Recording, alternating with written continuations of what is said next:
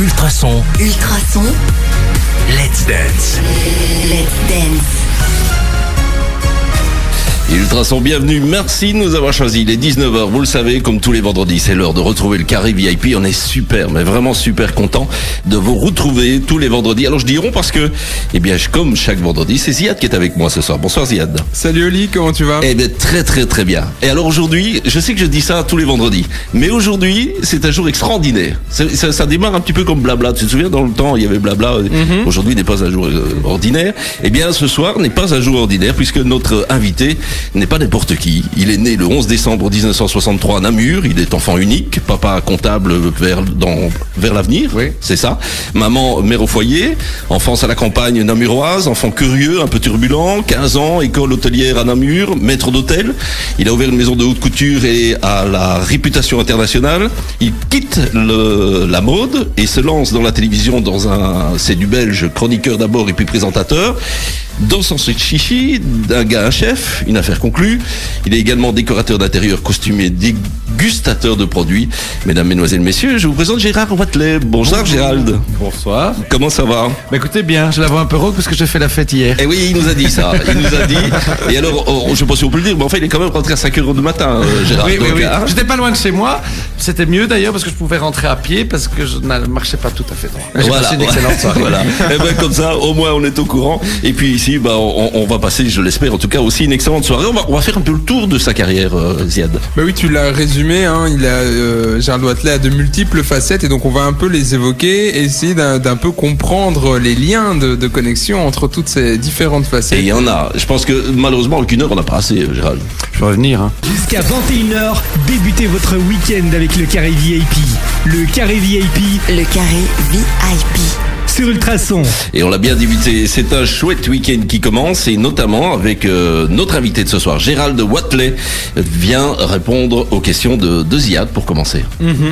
Donc on va reparler de votre carrière ou de vos multiples formations, mais surtout, moi ce qui m'intéresse, c'est pas de répéter ce qui est marqué dans Wikipédia ou dans la fiche de description de la RTBF, c'est plutôt de voir comment est-ce que vous ajouterez, vous mettrez en lumière les mots-clés qui ont façonné les événements qui ont façonné votre carrière et vos différentes formations. En tout cas, il y a une immense dose de passion dans tout ce que je fais. Toujours une volonté d'y croire qui va avec.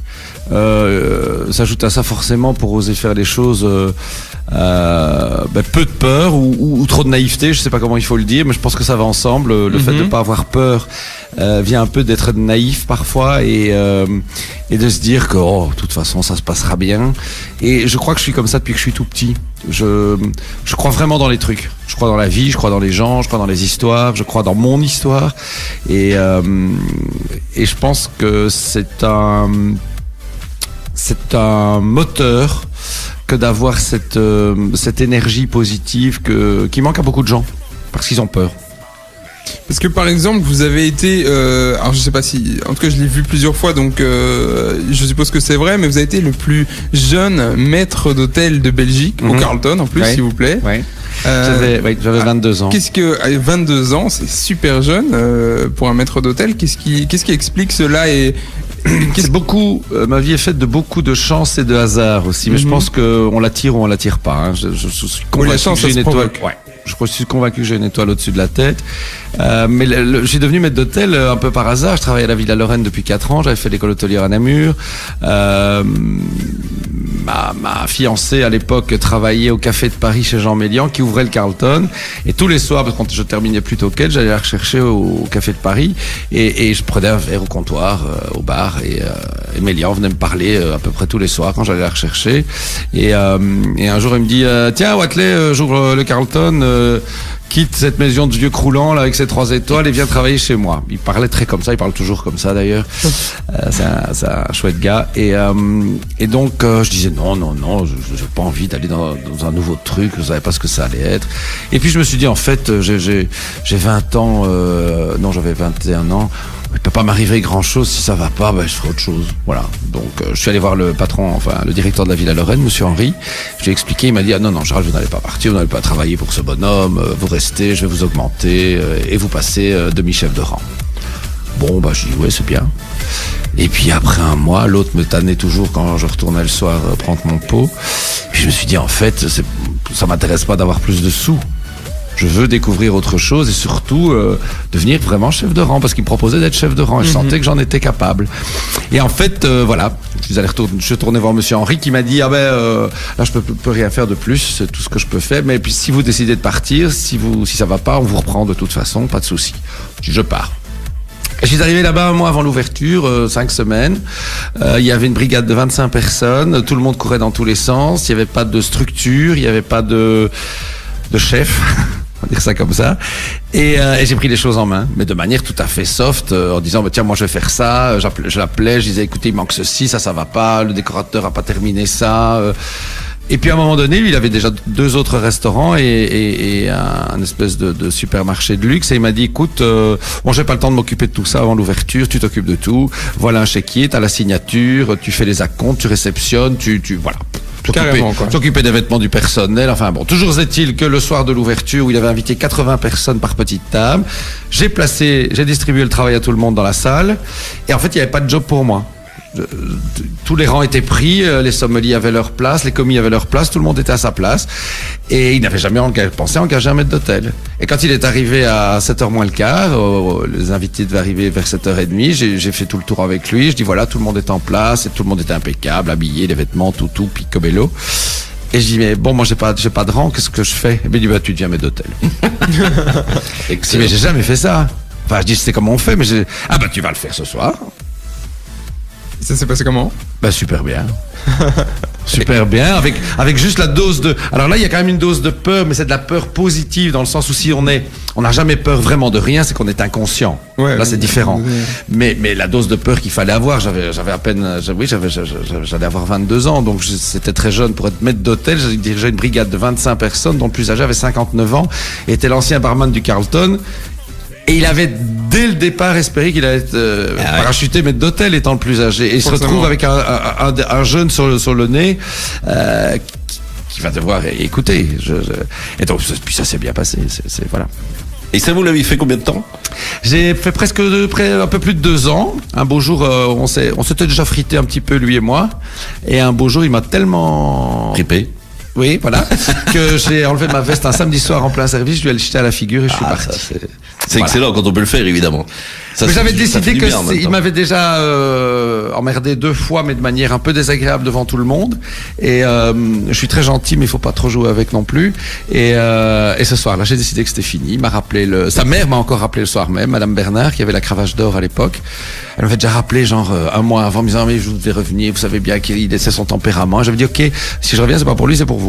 Yeah. Et là, ce soir-là, elle m'a encore rappelé. Je dis non, écoutez, je ne reviens pas. Il est insupportable. Vous l'avez mal élevé et je ne veux plus en entendre parler.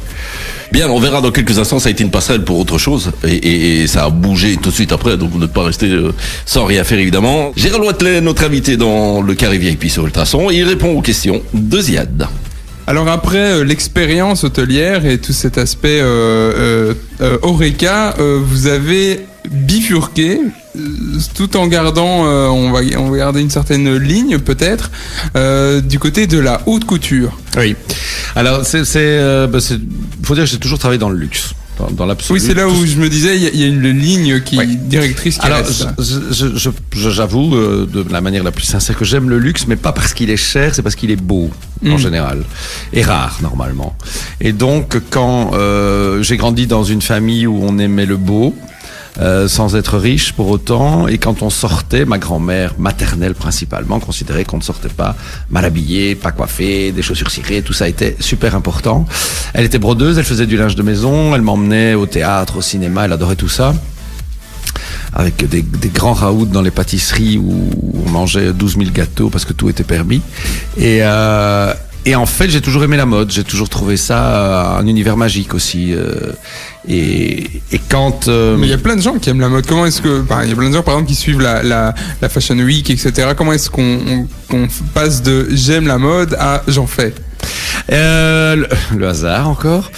J'ai rencontré dans un bar un soir un gars qui habitait New York, qui était flamand, fils d'industriel et qui collectionnait les bijoux de haute couture anciens. Ok. Il est devenu mon boyfriend. il voulait se séparer d'une partie de sa collection. Comme on était ensemble, il a décidé de quitter New York, de revenir en Belgique. Et j'ai organisé, à l'époque, j'étais le directeur du Cercle des Nations, donc j'étais encore dans l'Oreca, une exposition des bijoux avec tout un fichier que j'avais, parce qu'évidemment, après 4 ans de Villa-Lorraine, 2 ans de Carlton, et comme je suis plutôt communicatif, je connaissais quand même pas mal de monde. J'ai organisé cet événement pour lui, on a très bien vendu. Et puis, il m'a dit, c'est un peu dommage d'avoir les bijoux, tu aimes la mode, on créerait pas une maison de couture. Et moi, dans mon idée, on allait ouvrir une boutique, on allait aller à Paris, à Milan, à New York voir les collections, acheter des marques et les revendre. Il me dit, ah non, tu vas dessiner. Ah ben, je dis ça, j'ai jamais fait non plus. Et je me suis mis à dessiner. Et vous dessinez plutôt bien? On comprend mes croquis dans les ateliers maintenant, mais surtout, j'ai toujours aimé, et je suis pareil avec les artisans maintenant en décoration. Alors, en décoration, j'arrive pas à faire un rechampi sur un mur ou une dorure, mais si je devais l'apprendre, là, je suis tout petit, très humble, et je vais faire et refaire et recommencer jusqu'à ce que ce soit comme ça doit être fait. Donc c'est pas très humble de dire ça, mais j'ai vraiment le feeling je sens quand c'est bien fait ou pas bien fait. Même si je ne peux pas le faire moi-même, je sens quand c'est bien fait ou pas. Et donc très vite, j'ai appris, je peux coudre, je peux monter une jupe, monter des manches, incruster des dentelles, voilà. Mais depuis que j'ai arrêté la maison de couture, par exemple, je ne suis plus rien, ça ne m'intéresse pas. Ah oui, vous savez toujours coudre les manches. Ah oui, je pourrais tout faire tout ça, mais je veux dire que ça ne... Voilà, j'achète plus de magazines, je regarde pas les défilés, ça ne m'intéresse vraiment pas. Parce que quelque part, la mode m'a jamais vraiment intéressé, c'était l'artisanat de la couture qui m'intéressait. L'échange avec les ateliers, que ce soit les brodeurs, les plumassiers, les chapeliers, les chausseurs, je dessinais mes bijoux, mes chaussures. Ce qui est super génial, c'est cet échange avec l'artisan et de partir de 3 petits scrabouillis sur un papier, puis de voir le prototype, de choisir les couleurs, les finitions, le ceci, le cela. Qui peut beaucoup changer depuis le croquis, quoi.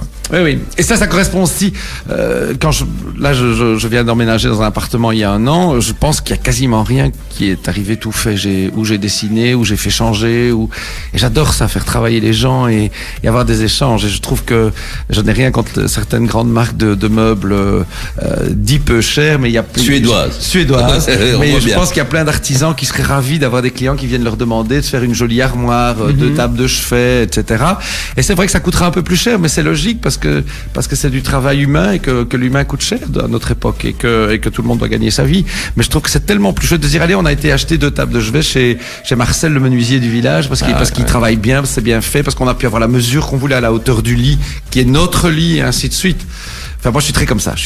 J'adore le confort aussi, donc, et j'aime le luxe. Alors, ce qui est assez fou, c'est que la maison de couture a été reconnue assez vite par des grandes maisons de haute couture. Vous avez attrapé une personnalité dans la couture. Ça vient pas comme ça non plus. Ou alors c'est vraiment la bonne étoile. Même à la famille royale, vous avez. J'ai habillé tous les membres de la famille royale, sauf la princesse Claire. J'ai habillé la grande-duchesse de Luxembourg, la princesse Aga Khan, la reine de Norvège. J'en passais des meilleurs. Et je dirais que tout ce que vous touchez, c'est presque de l'or, quoi. Pas dans ma poche, mais dans mon cœur. Ouais. En tout cas pour le développer, quoi. Mais oui, mais parce que j'y crois. Je pense que voilà, il faut vraiment y croire, et je reste toujours dans la communication, que ce soit avec les gens qui travaillent avec moi ou pour moi, que ce soit avec les clients qui m'achètent des choses. Il faut qu'il y ait une histoire. Si j'ai pas d'histoire, pour la famille royale, par exemple, il y a d'autres couturiers en Belgique. Comment on arrive à un certain moment à se dire, on va faire la famille royale? Il y a une demande, je suppose, à un moment. Oui, mais on a été mon associé et compagnon à l'époque était quelqu'un qui voyait grand et haut. Et donc il m'a dit, on va faire du très beau, et si on fait du très beau, on est remarqué par la presse, et la presse en parle, puis le privé s'intéresse, puis à un moment donné, on est le seul Belge à faire partie de la Fédération de la haute couture française. Il est normal que la famille royale, qui est quand même notre premier ambassadeur, se dise qu'on a quand même voir ce que fait ce gaillard, parce que on est entre guillemets la première famille belge, et c'est comme ça que les choses se font. Et puis les gens se parlent entre eux, même les familles royales se parlent entre elles. Et ça a duré combien de temps à peu près? À la maison de couture, elle a duré de 89 à 2009. Oui, donc 20 ans, c'est bien. Quasiment, et dont ça les 5 dernières années à Paris. Et puis là, j'ai eu un mauvais associé pour la 3e fois, et j'ai dû cesser mon activité, et là je me suis dit c'est fini. Oui.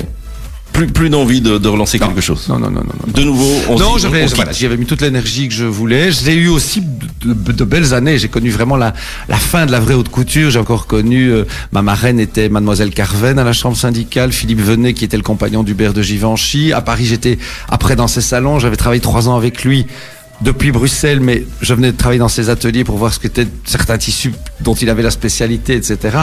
Donc, j'avais fait le tour de ce que je voulais faire et je trouvais que l'univers de la mode, même pas de la haute couture, de la mode ne correspondait plus du tout à l'idée que je m'en fais. Et maintenant, à l'heure actuelle, toujours pas envie? Non, et si je faisais une collection, je pourrais faire une collection, mais ce serait uniquement en vente sur Internet et je partirais déjà du principe que c'est tout de suite démodé. Ah ouais. Donc il y aurait 3 modèles de pantalons, 2 modèles de vestes, un manteau ceinturé, un manteau droit, et on peut les commander où qu'on soit dans le monde, dans les plus beaux tissus du monde, avec les plus beaux boutons du monde, les plus belles doublures du monde, mais on ne change pas. Et je le dis parce que j'ai encore des clientes qui m'ont acheté des robes il y a 15 ans ou 20 ans et qui les portent toujours. Excellent. L'autre jour, j'étais à une soirée à Abonnay et j'ai une amie qui vient vers moi et elle me dit « Comment tu me trouves ?» Je dis « Très très bien. » Elle me dit « Tu te reconnais pas ?» Ah, je dis « Mais oui, c'est une de mes robes. Ah, » J'avais complètement oublié que c'est une robe que je lui avais fait. Eh oui. Eh ben, elles tiennent bien, en tout cas. Elles tiennent bien. Ouais, ça, comme mes clientes. Ça, c'est tant mieux. Gérald Wathelet, notre invité dans le carré VIP, il répond à toutes nos questions et jusque-là, il répond bien. Il faut être honnête. Et il parle bien. Ça vous étonne? Hein, non, du tout. C'était pour ça qu'on voulait vous inviter. Mais on sent qu'il y a de la passion, il y a des vécus. Et ça, c'est plutôt agréable. Hôtellerie, haute couture, ensuite télévision. Alors, au premier abord, il n'y a aucun lien. Quoique. Alors le premier lien, quand même, c'est du belge. On me propose d'être chroniqueur dans l'émission. Pourquoi me propose-t-on d'être chroniqueur dans l'émission C'est du belge? Parce que tout simplement, j'habille la famille royale et que l'étiquette de l'émission à l'époque était plus royale. On comprend pourquoi, puisque en face on a cette fameuse émission du samedi soir et C'est du belge a un peu été créé parce que la télé est un business comme un autre pour aller ramasser des parts de marché le vendredi soir avec une émission qui parlait de haute société, de famille royale, etc. Il faut les concurrencer aussi. Voilà. Et donc, j'ai accepté la chronique et moi j'étais un peu le chroniqueur mondain, quoi. J'étais le Jean-Claude Brialy du C'est du belge. Je faisais les fêtes, les dîners, où j'étais en fait invité déjà à la base comme personne. Et puis après, évidemment, vous étiez l'insider. Voilà. C'était un peu ça, et j'avais des portes ouvertes ou dans des endroits où normalement on n'entre pas, ou des fêtes où on n'entre pas, et des choses comme ça. Et avec cette facilité d'approche et de contact avec des gens dont on se dit tiens, est-ce qu'ils rient comme nous, est-ce qu'ils pleurent comme nous? Bah oui, évidemment. Donc et ça s'est très vite bien passé. Et puis la télé, j'arrête la maison de couture en 2009, je reviens à Bruxelles, je décide de rien faire pendant quelques mois jusqu'à ce que j'ai vraiment plus de sous. Et Sandrine Grolich, qui était la boss à l'époque du programme des magazines.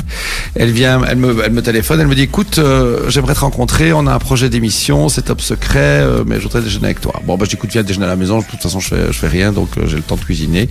Et je prépare un chouette déjeuner, il faisait beau et on papote, et puis je dis tu me parles du projet? Oui, voilà. Elle me parle du projet, elle me dit voilà, c'est une émission magazine féminin l'après-midi et tout, et je me dis pendant qu'elle me parle, elle va me proposer une rubrique mode, beauté, savoir-vivre, un truc comme ça. Et donc j'attends, et je dis mais tu me proposes quoi? Eh bien cuisinier, me dit-elle. Je dis cuisinier? T'as fait l'école hôtelière, ce qu'on vient de manger là c'était magnifique.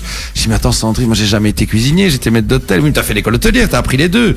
Je dis oui j'ai appris les deux, mais moi être enfermé dans une cuisine, elle me dit tu seras pas enfermé dans une cuisine, c'est un studio, tu vas pas travailler midi et soir dans une cuisine, c'est pas ça le truc. J'ai appelé mon attaché de presse et qui m'a dit écoute, tu comptes retourner en mode ou pas vraiment?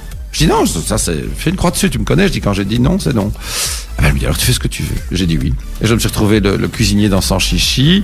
Et puis Sans Chichi a très bien marché, toujours en étant chroniqueur dans C'est du belge.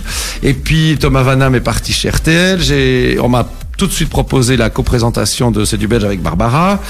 Et puis Joël a eu son second enfant. Elle avait 3 mois de congé de maternité qui faisait qu'entre septembre et décembre, la case était vide. La direction nous a demandé, Adrien et moi, si on était d'accord de faire une émission de cuisine. J'ai dit avec Adrien, sympa, 3 mois ça va aller. Adrien m'a dit oui, sympa, avec toi 3 mois c'est d'accord. On est resté 3 ans. Avec une audience exceptionnelle et les gens en parlent encore. Ça tournait. C'était vraiment une émission géniale. Ça, c'était un gars chef, ouais. Et puis après, Barbara est partie et je me suis retrouvé seul à la tête de C'est du Belge et voilà. Finalement, avec la télé, vous avez combiné un peu tout ce que vous faisiez jusqu'à présent. Alors la haute couture, qui était forcément liée, c'est parce que vous faisiez de la haute couture que vous connaissiez le mondain et l'aspect royal. Mais ensuite, vous avez fait de la cuisine qui vous ramenait à l'esprit un peu, le côté Horeca et vos débuts dans l'hôtellerie. Donc finalement, la télé a réconcilié un peu le tout, non? Oui, tout ça se catalyse un petit peu d'une manière, comment dirais-je, dans un univers plus public, où je peux exprimer de manière effectivement moins confidentielle, moins élitiste peut-être, mes goûts, mes idées, etc. et parler de ce que j'aime, oui.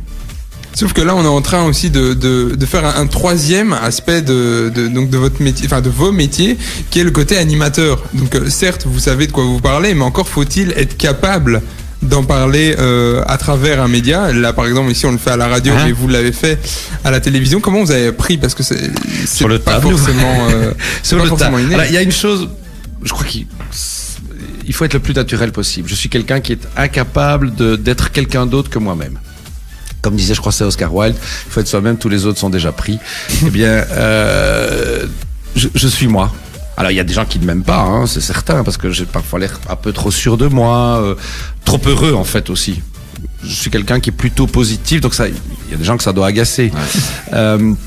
Donc moi, voilà, comme je dis, je vais au charbon, et puis j'ai appris, et puis on me fait des remarques, et puis, mais vous savez, au début que je présentais C'est du Belge, on trouvait que j'avais des pochettes de couleurs trop vives à la RTB, on m'a fait une remarque, je leur ai dit, écoutez, j'étais couturier 20 ans, vous allez pas me dire quelle pochette je mets. L'affaire était réglée, on n'en discute plus. Chacun son métier. Et puis j'ai ma manière de m'habiller, j'ai ma manière de parler, j'ai mes opinions, et je ne compte pas me fondre dans le troupeau par rapport au style d'une maison ou de quelque chose. Je suis avant tout moi-même, quoi qu'il m'en coûte. Alors un chef, ça donnait ça. Et alors, et je me souviens. C'est de la chair de poule. Ah ouais, et c'est terrible là, ça, parce que en fait, moi je me souviens de la dernière émission qui était extraordinaire. Mais c'est vrai que quand on rentrait l'après-midi, on se mettait devant la télé et on passait vraiment un bon moment, quoi. Il y avait une complicité vraiment entre Adrien et vous, quoi. Alors vraiment, c'est pas un aveu, j'adore Adrien. Et je sais qu'il m'aime beaucoup aussi.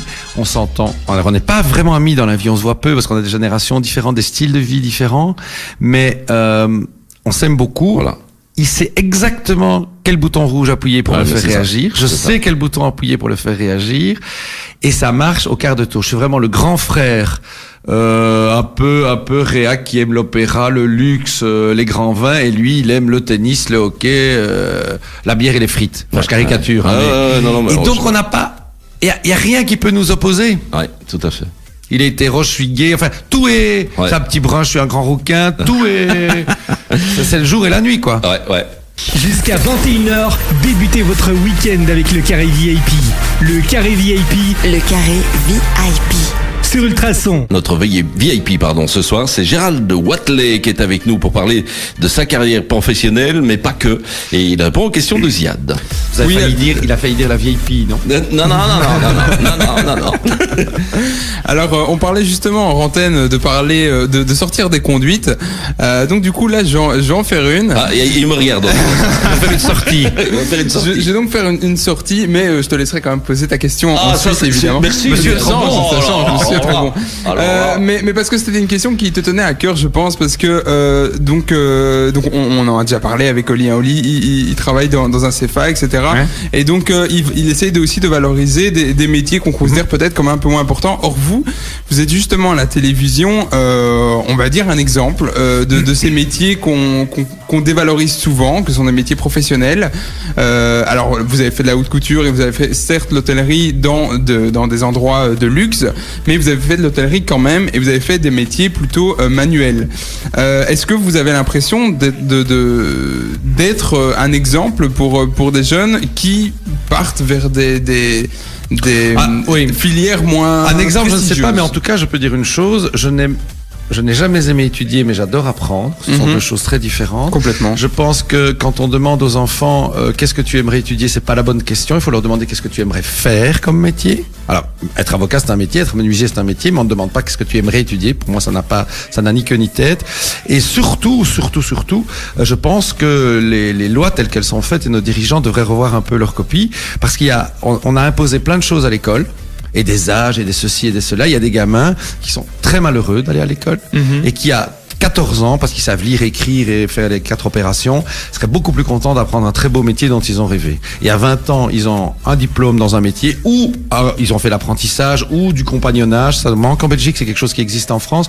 Mais je trouve que c'est des gars qui, à 20 ans ou des filles, peuvent très bien avoir un métier dans les mains, s'installer et commencer une vie professionnelle jeune pour pas étudier et doubler, recommencer et être frustré jusqu'à des 23, 24, 25 ans pour des cacahuètes, hein, parce que... En fait, ça manque de flexibilité dans nos formations.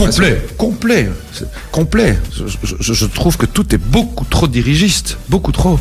Et surtout, il faut arrêter de stigmatiser les métiers manuels parce que socialement, ce serait moins bien. Moi, j'ai plein de copains aristos qui sont ferronniers, menuisiers, restaurateurs de meubles. Mais leur éducation n'a pas été d'être quelqu'un. Ils considèrent déjà qu'ils sont quelqu'un. Et c'est ça qu'il faut dire aux jeunes. Vous êtes quelqu'un. Tout le monde a une histoire. Tout le monde est quelqu'un. Qu'on soit menuisier, avocat, chef d'entreprise, et tout le monde a besoin de tout le monde. Donc je pense que c'est vraiment quelque chose qu'il faut dire aux jeunes, et que les parents aussi, parce que les parents évidemment dirigent les jeunes, parce que tous les parents veulent que leurs enfants soient mieux qu'eux. Quand je dis mieux qu'eux, gagnent plus de sous, il y a une plus grande maison, partent plus en vacances, c'est pas ça le bonheur. Ça c'est le plaisir. Le bonheur tient dans quelque chose de beaucoup plus intime, de beaucoup plus profond. Il faut être... Déjà quand on fait quelque chose qu'on aime, c'est pas évident de partir tous les matins, de rentrer tous les soirs en étant content. Alors si on fait quelque chose qu'on n'aime pas, c'est vraiment les mines de sel en Sibérie, quoi. Hein. C'est pas fun. Donc je trouve qu'il faut dire au gamin, qu'est-ce que tu aimerais faire? À un moment donné, si le gamin est un peu trop versatile, ou la petite fille, c'est toujours le gamin, mais ça n'a rien à voir avec le sexe, c'est le côté enfant, je veux dire. Est trop versatile, c'est sûr qu'il faut le diriger. Il faut l'aider. Il faut trouver le bon créneau pour lui. Mais ce qui compte, c'est que votre enfant soit heureux. Ça me paraît le B à bas de la vie, c'est le bonheur. Eh bien, Ziad, t'as bien fait de sortir de la conduite. C'était excellent. Et ça, c'est le genre de truc qu'on va couper et remonter pour l'entendre très souvent. Merci en tout cas, Gérald Wathelet, parce que ça, c'était vraiment super vrai. Alors, j'ai un vrai ou faux. Avant de reparler de vos projets, et puis aussi l'émission sur France 2, ça, on en parlera dans quelques instants. J'ai quelques vrais ou faux. Alors, Yves Saint Laurent vous a donné un carnet de croquis avec les coordonnées de ses clients. Il m'a donné un des derniers petits livres qui avait été édité aux éditions Assouline, et qu'il m'avait dédicacé, je l'ai toujours. Et quand je suis sorti de la maison de couture qui était avenue Marceau, où il y a maintenant la fondation Berger Saint-Laurent, j'ai ouvert le livre, il y avait 2 pages A4 pliées en 2 dans la page de garde, et j'ai ouvert ces 2 pages, et en fait c'était la liste des clientes avec les adresses, les numéros de téléphone, les noms des secrétaires. C'était un immense cadeau, et ma toute première cliente à Paris était une New-Yorkaise qui était sur cette liste.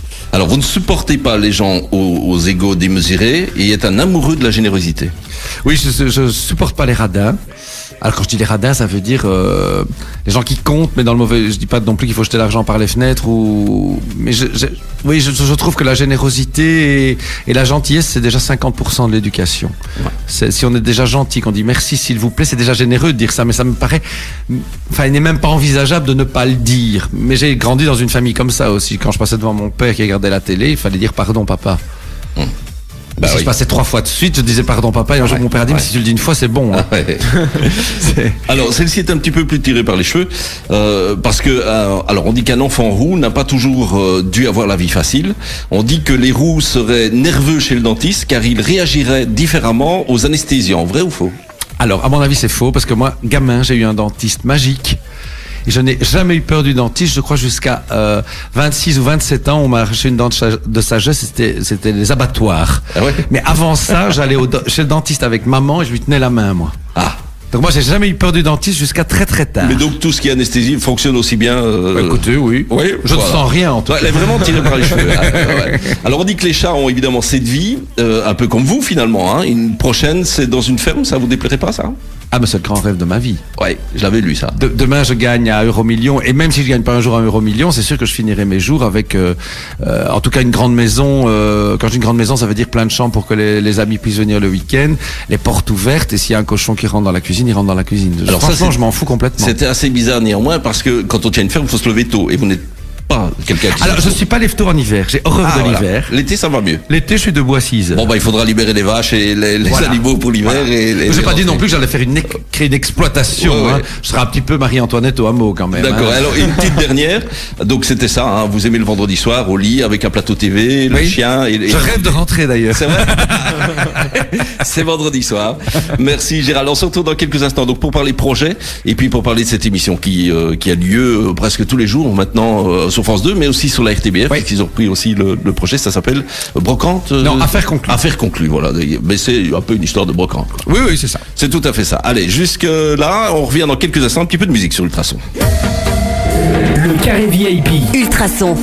Le carré VIP sur Ultrason. Bien, on retrouve notre invité, Gérald Wathelet est avec nous dans le carré VIP. Ça se termine tout doucement et il répond à la dernière question de Diane. Oui, on a parlé de votre passé beaucoup. Là maintenant, concernant votre présent et particulièrement actuellement votre émission, Une affaire conclue, Oui. qui est sur France 2, donc en France cette fois. Oui. Est-ce que vous pouvez nous en parler un peu? Ben, l'émission Affaires conclues, c'est présenté par Sophie Davant, c'est sur France 2 l'après-midi. Et l'idée, c'est qu'un kidam qui a un objet chez lui vienne le présenter. Il est expertisé par des experts sérieux, agréés. Et ensuite, il est mis aux enchères. Nous sommes en général, enfin pas en général, chaque fois 5 acheteurs. Et il y a 2 Belges dans l'affaire. Stéphane Van Andenoven, qui lui a un espace rue Haute à Bruxelles. Et moi-même. Voilà. Ok. Et je suis le seul qui ne soit pas brocanteur, antiquaire, marchand. Je suis dans la décoration, mais je n'ai pas de boutique encore que je vais bientôt en ouvrir une, mais je veux dire voilà, et puis on achète et on achète avec notre argent, c'est pas du tout un fake, c'est un vrai. Ça, il un le vrai dit truc. souvent. Hein. Il le dit. Oui, mais parce que c'est important, parce que les gens se disent, oui, bah, c'est un jeu, quoi. On leur donne des sous avant, et puis voilà. Non, on achète avec. Alors, on est payé pour la journée de travail qu'on fait, ouais. mais je veux dire que après, si on dépense moins que ce qu'on a gagné, tant mieux. Si on dépense plus, bah. Et tout repart sur Bruxelles, vous devez. Non, il livre le tout. transport. Il Il livre livre tout. en plus. Oui. Ah ouais. Ça c'est la chaîne qui livre ou c'est le. C'est la chaîne, c'est Warner qui produit. Ah ouais, ok. Et mais tout est livré. Non, c'est super organisé. Ah ouais, quand même. La France est un grand pays. Ah bah ouais. Et ça, vous avez trouvé des bonnes occasions? Alors j'ai acheté, il y a un Prime qui passe le 10 mai. Dans ce Prime, j'ai acheté, c'est très joli. C'est une boule dans 2 couleurs de vert et 2 tons de vert et un ton de jaune un peu orangé.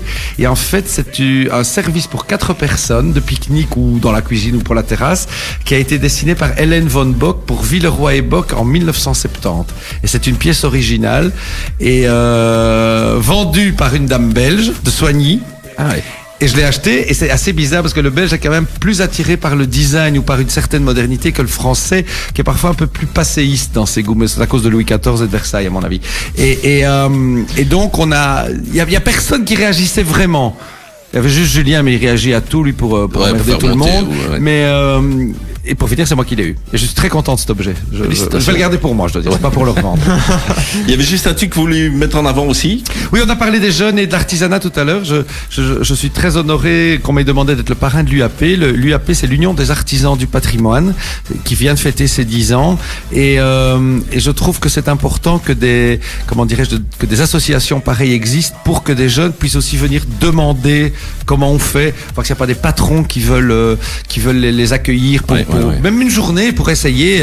Et après, il faut trouver les moyens pour avoir l'assurance qu'il faut et tout, pour que s'il y avait un accident, on ne sait jamais, parce qu'il y a toujours tout ça aussi qui fait que tout est compliqué. Ça bloque souvent les mais choses. voilà, et s'il y a des artisans qui nous écoutent, eh bien, je pense qu'ils peuvent aller voir sur le site de l'UAP, voir comment on s'inscrit. La cotisation annuelle est pas très grande, mais je trouve que c'est bien que tous ces gens qui font des métiers créatifs et manuels dans le beau sens du terme se connaissent, échangent leurs problèmes, leurs idées, leurs possibilités et sensibilisent des jeunes. Très bien, Gérald Wathelet, c'était notre invité, c'était super Gérald, merci beaucoup. Mais pour moi aussi. On a passé vraiment un excellent moment et d'abord merci d'avoir accepté l'invitation parce que c'est pas toujours évident hein, quand on a plein de trucs à faire et de venir comme ça sur une locale, ça démontre aussi la gentillesse et l'accessibilité des personnes qui sont Je savais qu'il y parfois, aura un apéritif. Ah ben, en tout cas c'était vraiment super sympa, ça nous a fait plaisir. Bonne chance dans tout ce que de toute façon vous allez faire, pardon. Je sais pas si on dit bonne chance d'ailleurs. Vaut peut-être mieux dire bonne merde. Ça c'est voilà. Je pense qu'il faut transformer la merde en chance. Ouais, c'est ça. Donc voilà. Mais il faut pratiquer la règle des 4 R. Pas de regret, pas voilà. de remords, pas de rancune, pas de revanche. Eh bien, on terminera là-dessus. La règle des 4 heures, on les rappelle. Pas de regrets, pas de remords, pas de rancune, pas de revanche. Merci beaucoup Gérard Wathelet. Merci. Gérald Wathelet était notre invité dans le Carré VIP. On retrouve toute la bande pour aller jusqu'à 21h. Ultrason. Let's dance.